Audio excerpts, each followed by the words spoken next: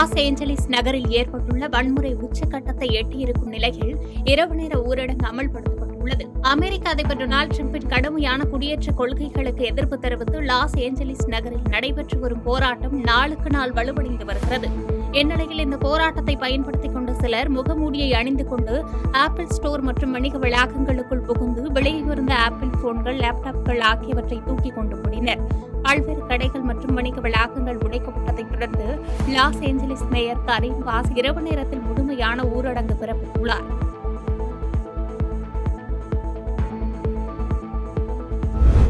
இந்தியாவில் 2025 முடிவில் மக்கள் தொகை 146 கோடியாக இருக்கும் என்றும் கருவுறுதல் விகிதம் தொடர்ந்து குறைந்து வருவதாகவும் ஐநா அறிக்கையில் தெரிவிக்கப்பட்டுள்ளது. ஐநா மக்கள் தொகை நிதியம் அமைப்பு 2025 ஆண்டுக்கான உலக மக்கள் தொகை நிலை அறிக்கையை வெளியிட்டுள்ளது. இதில் 2025 ஆண்டில் இந்தியாவின் மொத்த மக்கள் தொகை 146 கோடியே 39 லட்சமாக இருக்கும் என மதிப்பிடப்பட்டுள்ளது. தொடர்ந்து உலகின் அதிக மக்கள் தொகை கொண்ட நாடாக இந்தியா இருந்தாலும் அதன் கருவுறுதல் எண்ணிக்கை குறைந்து வருவதாக அறிக்கையில் கூறப்பட்டுள்ளது. தற்போது நிலவரப்படி ஆண்களின் ஆயுட்காலம் 71 ஆண்டுகளாகவும் பெண்களுக்கு 74 ஆண்டுகளாகவும் உள்ளது. இந்தியாவின் மக்கள் தொகை அடுத்த 40 ஆண்டுகளுக்கு பிறகு வீழ்ச்சியடைய தொடங்கும் என்றும் அப்போது மொத்த மக்கள் தொகை 170 கோடியாக அதிகரிக்கும் என எதிர்பார்க்கப்படுகிறது. பாகிஸ்தான் மீண்டும் தீவிரவாத தாக்குதல் நடத்தினால் இந்தியா தகுந்த பதிலடி கொடுக்கும் என்று மத்திய அரசு கடுமையாக எச்சரித்துள்ளது. ஜம்மு காஷ்மீரின் பகல்காம் தாக்குதலால் இந்தியா பாகிஸ்தான் இடையே பதற்றமான சூழல் நிலவும் நிலையில் மத்திய வெளியுறவுத்துறை அமைச்சர் ஜெய்சங்கர் அரசுமுறை பயணமாக பிரான்ஸ், பெல்ஜியம் நாடுகளுக்கு சென்றுள்ளார். இந்நிலையில் பெல்ஜியம் தலைநகர் பிரசல்ஸில் அமைச்சர் ஜெய்சங்கர் நேற்று செய்தியாளர்களை சந்தித்தார். அப்போது பேசிய அவர், பாகிஸ்தான் தீவிரவாதத்தை அரச கொள்கையின் ஒரு கருவியாக பயன்படுத்துவதில் மூழ்கியுள்ள ஒரு நாடு. அது வெளிப்படையாகவே ஆயிரக்கணக்கான தீவிரவாதிகளுக்கு பயிற்சி அளித்து அதை இந்தியாவில் கட்டவிழ்த்து விடுகிறது என்று குற்றம் சாட்டினார். இதை இந்தியா ஒருபோதும் சகித்துக் கொள்ளாது என்றும் தீவிரவாதம் என்பது இருநாட்டு பிரச்சனையாக இல்லாமல் சர்வதேச பிரச்சனையாக கருதப்பட வேண்டும் என்று தெரிவித்தார். பாகிஸ்தானின் எந்த பகுதிக்குள் தீவிரவாதம் ஊடுருவி இருந்தாலும் அங்கே ஊடுருவி சென்று இந்தியா பதிலடி கொடுக்கும் என்றும் எச்சரிக்கை விடுத்தார்.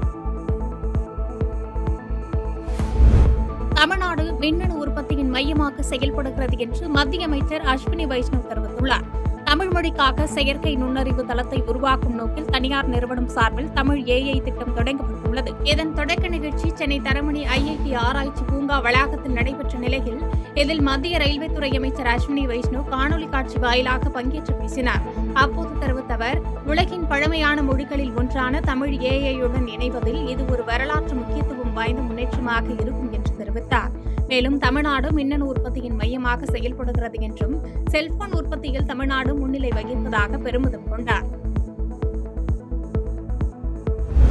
சட்டவிரோதமாக நுழைவதை ஒருபோதும் சகித்துக் கொள்ள மாட்டோம் என்று இந்தியர்களை அமெரிக்கா கடுமையாக எச்சரித்துள்ளது. அமெரிக்காவின் நியூ ஜெர்சியில் உள்ள நியூயார்க் சர்வதேச விமான நிலையத்தில் ஒரு இந்திய மாணவர் குற்றவாளியை போன்று நடத்தப்பட்ட சம்பவம் இந்திய சமூகத்தினர் மத்தியில் பெரும் அதிர்ச்சியை ஏற்படுத்தியுள்ளது. ஜூன் 7 அன்று குணால் ஜெயின் என்ற இந்திய அமெரிக்க தொழிலதிபர் இந்த கொடூர சம்பவத்தை தனது செல்போன் கேமராவில் படம் பிடித்து சமூக வலைதளங்களில் பகிர்ந்துள்ளார். உயர்கல்விக்காக அமெரிக்கா வந்த அந்த மாணவர் கைவிலங்கு பூட்டப்பட்டு தரையோடு அழுத்தப்பட்டார். கண்ணீர் விட்டு அழுத போதும் வலுக்கட்டாயமாக நாடு கடத்தப்படுவது அந்த வீடியோவில் பதிவாகியுள்ளது. இந்த வீடியோ வைரலாகிய நிலையில் வெளிநாடுகளில் உள்ள இந்தியர்களின் பாதுகாப்பு குறித்து பரவலான கவலை எழுந்துள்ளது. இந்நிலையில் அமெரிக்காவிற்குள் சட்டவிரோதமாக நுழைவதை ஒருபோதும் சகித்துக் கொள்ள மாட்டோம் என்று இந்தியாவில் உள்ள அமெரிக்க தூதரகம் திட்டவட்டமாக தெரிவித்துள்ளது.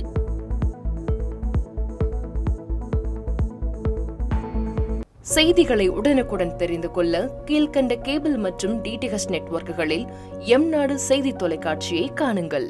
பாதகம் செய்பவரை கண்டால் நாம் பயம் கொள்ளலாகாது பாப்பா. மோதி மிதித்து விடு பாப்பா, அவர் முகத்தில் உமிழ்ந்து விடு பாப்பா. அண்மை செய்திகளை உடனுக்குடன் தெரிந்து கொள்ள இணைந்திருங்கள் எம்நாடு தொலைக்காட்சியுடன்.